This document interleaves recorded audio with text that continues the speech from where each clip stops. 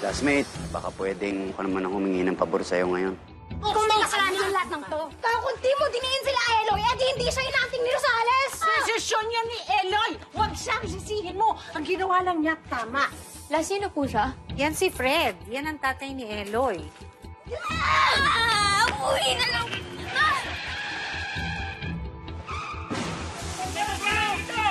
Gusto ko po siyang makilala, Lola. Gusto ko pong mag-sorry sa kanya. I'm offended, Mr. Borja. My favorite student gets into trouble, pero ang tinawagan mo yung batchmate. Sorry, pare. I had to tell a turn.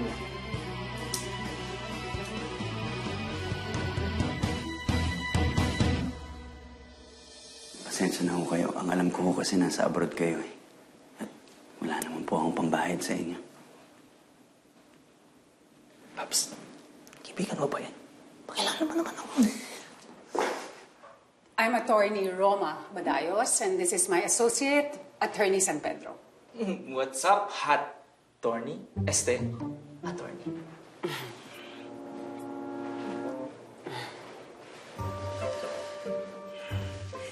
Ngayon magkakilala na tayo. Please, sit down. I just need to know one thing. Did you do it?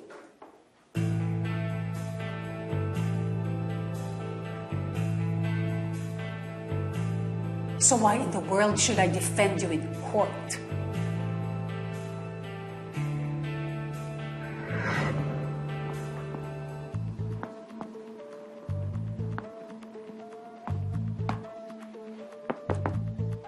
Class, why do lawyers need to defend even the worst criminals? Anyone? Is it because, baluktot ang moralidad ng mga lawyers?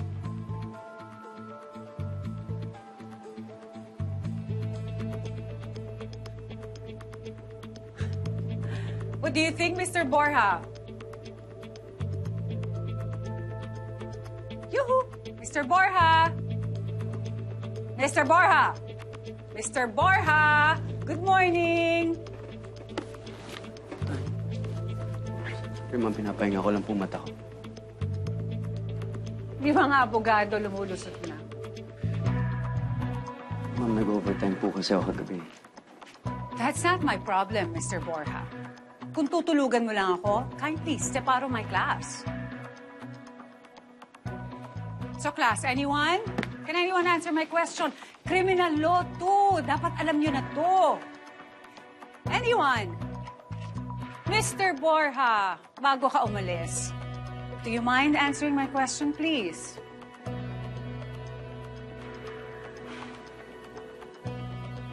Why do lawyers need to defend even the worst criminals?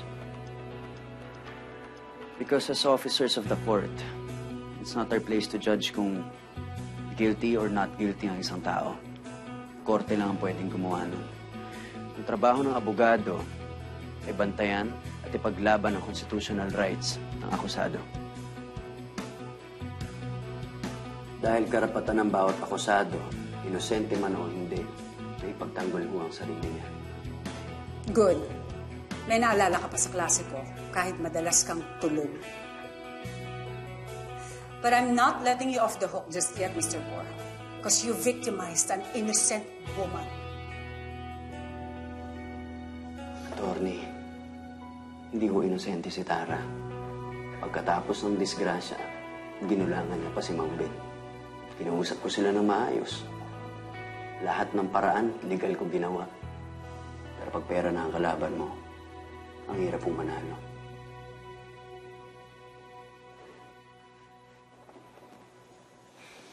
Kaya plinano ko lahat ng to.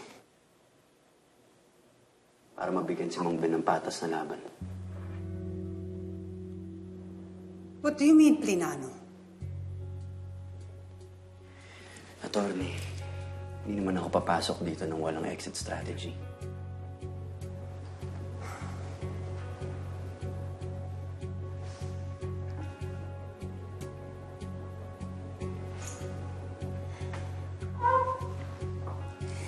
If I'm going to represent you, Mr. Borja, I need to know everything.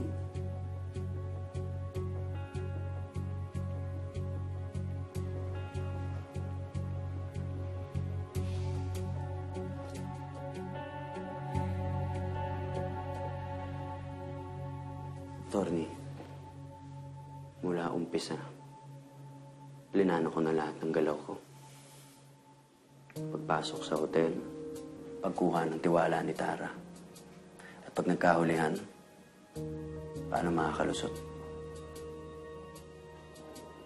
I'm afraid to ask kung saan mo natutunan ang lahat ng yan. Kanino pa ho ba?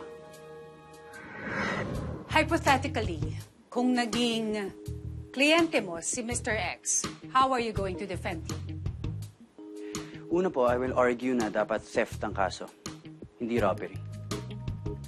Kailan naging theft ang robbery and what's the difference? Can you tell us?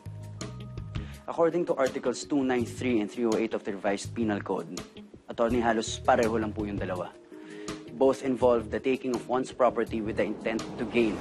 Ang pinagkaiba lang, ang robbery ay pagnanakaw na ginagamitan ng puwersa, intimidation, or violence. E sa kaso ho ni Mr. X, walang puwersahang naganap, ni walang forced entry. Lodi ka talaga, Paps. Di ba yun yung sinabi mo sa amin?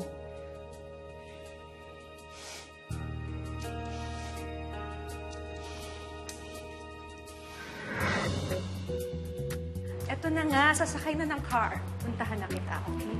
Wait ka lang dyan. See ya. Bye.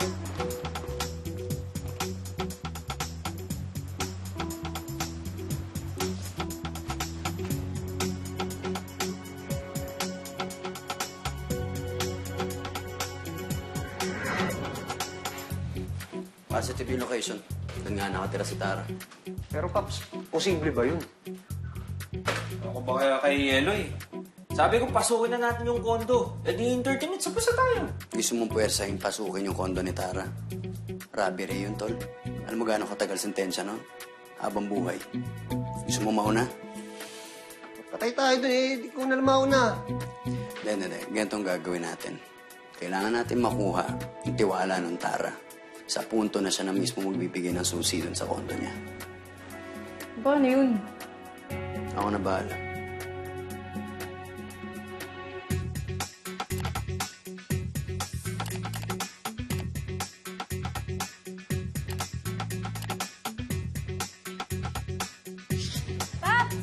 Oh! Pops! Ito na yun. This is it. Kryptonite ni Tara. Mga mamahaling kotse at poging bebe boys.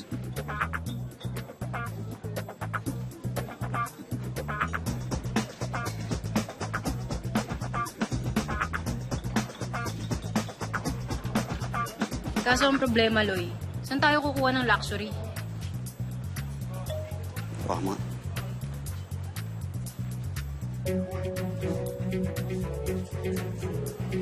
Sagot ko na yung auto.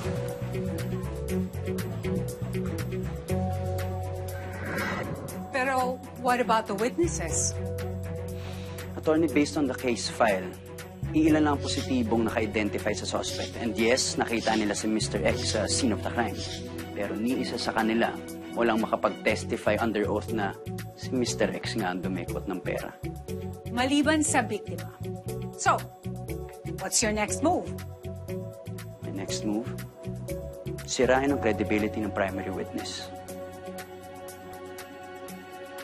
Sigurado ba siya sa nakita niya or better yet, may nakawan nga bang nangyari?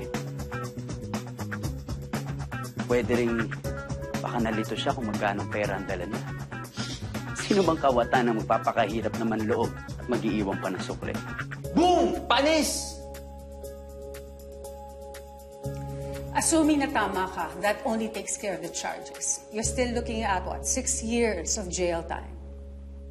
Attorney, mahina ang kaso ng prosecution laban sa akin ng walang prior records. First-time offender. Kusa pa akong sumuko. Malaki posibilidad na probation lang ang bagsak nito.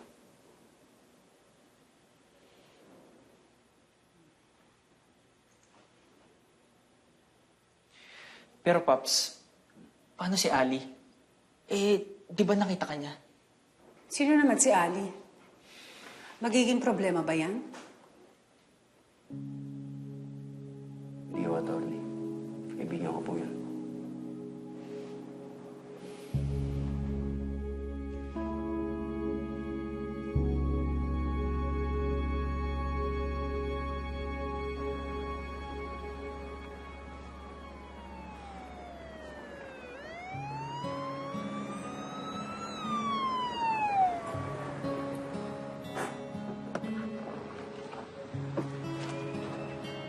Pasok na yan. Anong kaso niyan?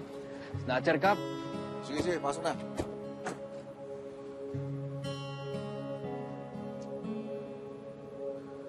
Ali? Okay, I've heard enough. You may relax now, Mr. Borja. I got this. Attorney San Pedro, please take this down. Yes. I need you to get me the list of all the witnesses na tatawagin ng prosecution. And we also need to come up with an alibi para na... Attorney, hindi na ho natin kailangan ng alibay. Wala akong planong labanan to. Aamin ako.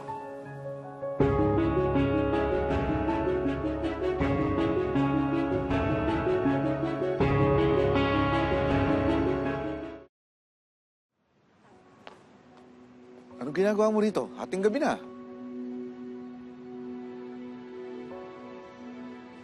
Ali, kung nagigilty ka, wag ah.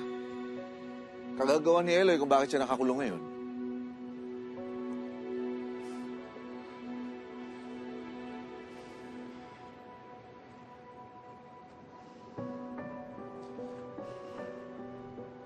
Ali, naaalala mo ba nung una kang beses nagpunta rito? Yung sinabi mo sa akin na gigil na gigil ka doon sa magnanakaw dahil may babaeng na biktima. Bakit ka ba talaga nagpunta rito? May babae pong naagrabyado. Gusto ko lang tumulong. Laking pasasalamat nga namin sa'yo eh. Dahil sa kutob mo. Tsaka sa alas ng pang-amoy mo. Kundi dahil sa'yo, hindi magkakaroon ng hustisya para kay Tara Inocencio.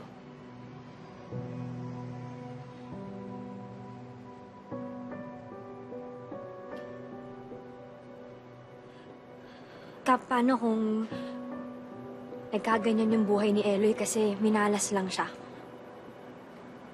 Kasi di ba, Kap, namatay yung nanay niya, tapos nakulong pa yung tatay niya. Kasi di ba kung di naman po nasangkot yung pamilya nila sa aksidente, hindi naman to mangyayari. Baka nga abogado na yan ngayon eh. Dapat siya yung nagpapakulong sa mga tao, hindi yung... Ali, alam mo, naiintindihan kita. Dahil sa trabaho nyo, di ba? Naging magkalapit kayo ni Eloy. Meron siya mga nasabi sa'yo na nalaman mo tungkol sa kanya. Kaya ngayon, nagsisimpatya ka sa kanya. Wala namang problema ron eh. Wala doon ang problema. Alam mo kung nasaan ang problema? Meron tayong mga batas, Ali. Na kapag nilabag mo, kailangan mo pagbayaran. Siguro nga, biktima si Eloy ng injustice. Pero, Ali, hindi lisensya yon para mambiktima siya ng iba.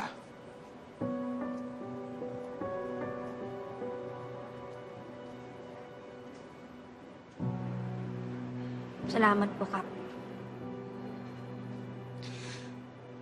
Ngayon, pwede kitang ipatid sa inyo. Pero kung gusto mong dalawin si Eloy, sige, papayagan kita. Kung yan ay makakagaan sa loob mo.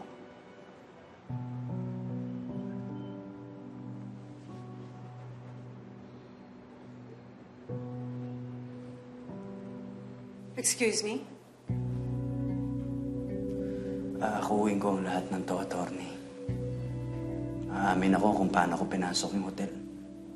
Na wala akong kasama. Ako lang. Are you insane, Mr. Borja? Linana mo lahat ng lusot mo tapos susuko ka lang? Attorney, nararapat lang yung nangyari kay Tara. Pero alam ko rin naman na mali ako eh. Pag ginawa mo yun, for sure, makoconvict ka. Alam ko. No. I don't think you understand, Mr. Borja. Because once you're convicted, kahit uno lahat ng grades mo sa law school, you are disqualified from taking the bar exam. Hindi ka na magiging abogado ever. Is that what you want?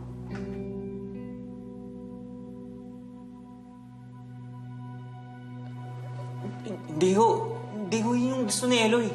Loy, sabihin mo, tandali na. Loy, sabihin mo na kasi. Trust me on this, Mr. Borja, because I can get you acquitted just like that. Hindi ka magkaka-record. Huwag mong sayangin ang talino mo, please.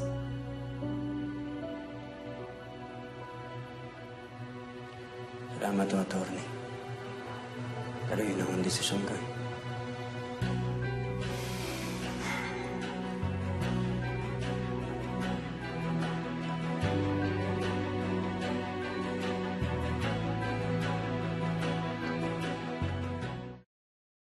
Pagpasensyahan niyo na po yan, ha? Salamat, maraming salamat. Dadaling ko to kay Eloy na lang bukas kasi tapos na yung visiting hours. Hayaan niyo po, naniniwala po kami na kung ano man po yung nagawa ni Eloy, sigurado po na may mabigat po siyang dahilan. Tama. Tama po yun. O sige po, hindi na po kami magtatagal, ha? Sige.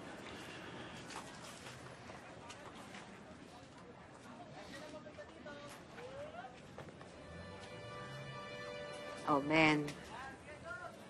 Chang, Sinisisi mo na naman ang sarili mo. Chang, sa akin naman talaga nagsimula ang lahat eh.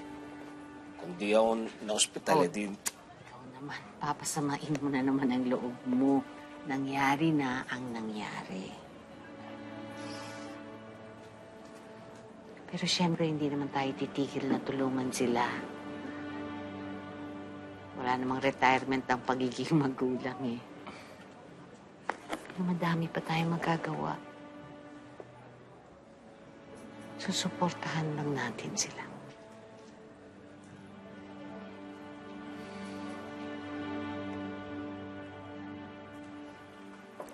Well, for the record, I strongly disagree with this strategy. Pero kung ito talaga ang gusto mo, wala akong magagawa. salamat to. You're one of my best students, Mr. Borja. Sana hindi mo pagsisihan to.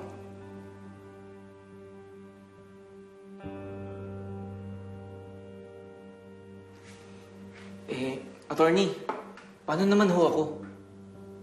Well, you're still under investigation. If in 24 hours wala silang makuhang evidence against you, then you're free to go. Baka pwede ko pong makuha yung number niyo. Para text. Bakit? Bawal ba mag-share? Paano kung kailangan ko ng abogado? Brad, manahimik ka na, please. Ano naman?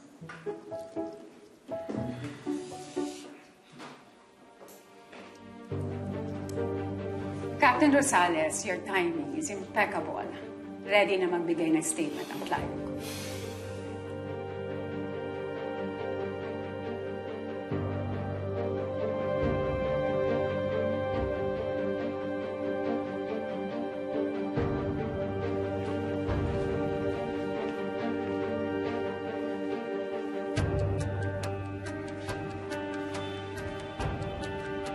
Attorney, ano na?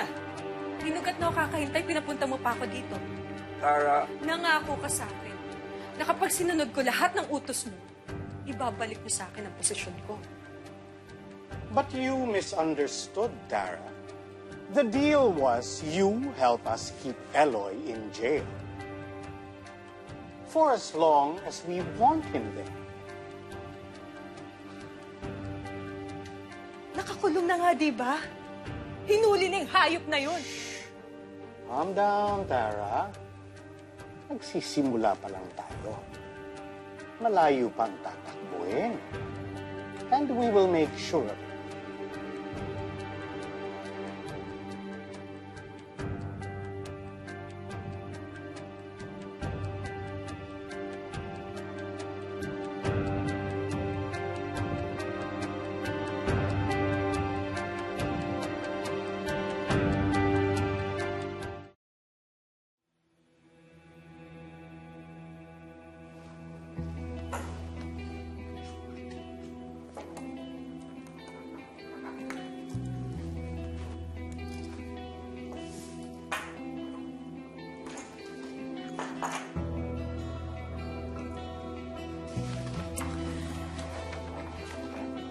Rest assured, you will have our full cooperation.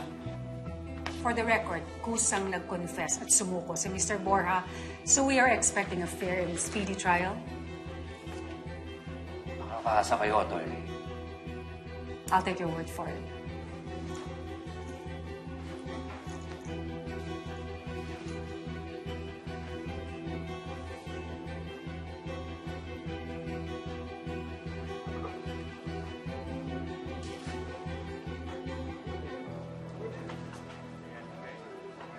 Sige na, pasok nyo na yan. Wait ka, dito pwede ah. Kung nasan si Eloy, doon din dapat ako. Ano ka? Jowa? Bakit? Wala akong tiwala sa inyo, no? Same-same lang tayo dito. Relax ka lang. May pag-uusapan lang kami importante. Sige, pasok nyo. Na.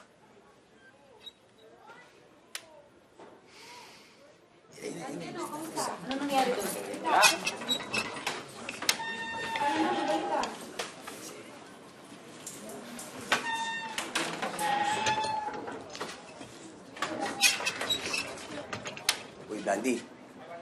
Abogado ba yung tropa mo? Abogado pa lang. Pero alam nyo, expert yun sa mga batas-batas.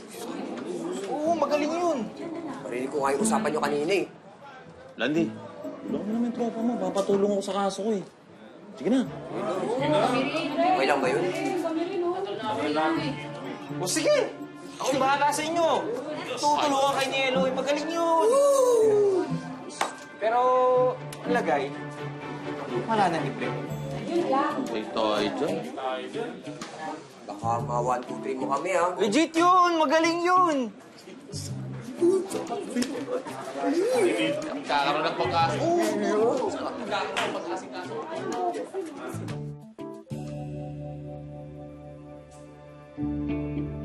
Once you're convicted, you are disqualified from taking the bar exam. Hindi ka na magiging abogado. Huwag mong sayangin ang talino mo, please.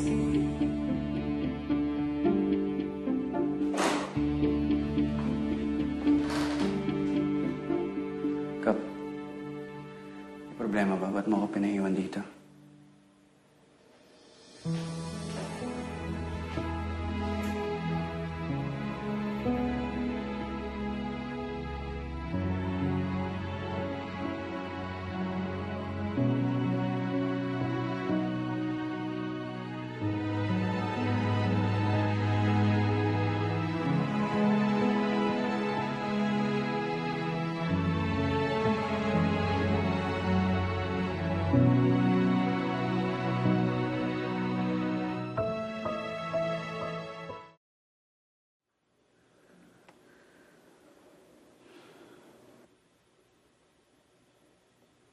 Sorry, honey.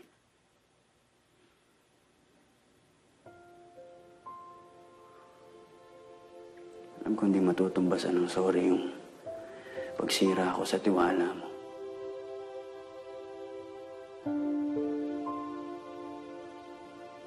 Pero di bale. Makukulong naman na ako eh. At dapat lang yun.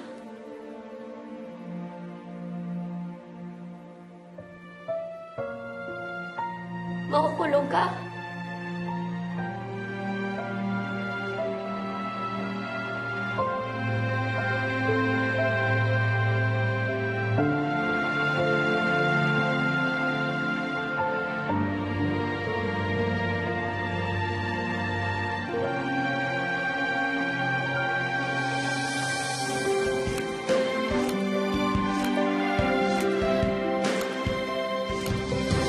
Ang duda ko, hindi ordinary yung suspect si Elorde Borja. Umiiyak. Kung sinisisi mo sarili mo dahil sinumbong mo ako, Rod, tama yung ginawa mo. Ang mga pusong nasasaktan. Ako ba na-stress o ikaw? Ako po. Inusagahan ko agad si Eloy. Kami naman palang dahilan kung bakit nasira yung buhay niya. At yung pangarap niya. Naging magnanakaw siya dahil pala po sa amin. Tell the truth. Katotohanan ang kakapitan. Paano yung paglulong mo, Paps? Ibahin yung promise mo sa nanay mo. Tutuparin ko pa rin naman yung pangarap ni nanay. Ay tama lahat ng pagkakamali. Unang-una yung mga pagkakamali ko. Kaya ako sumuko, no? Para kay Ali. Too good to be true.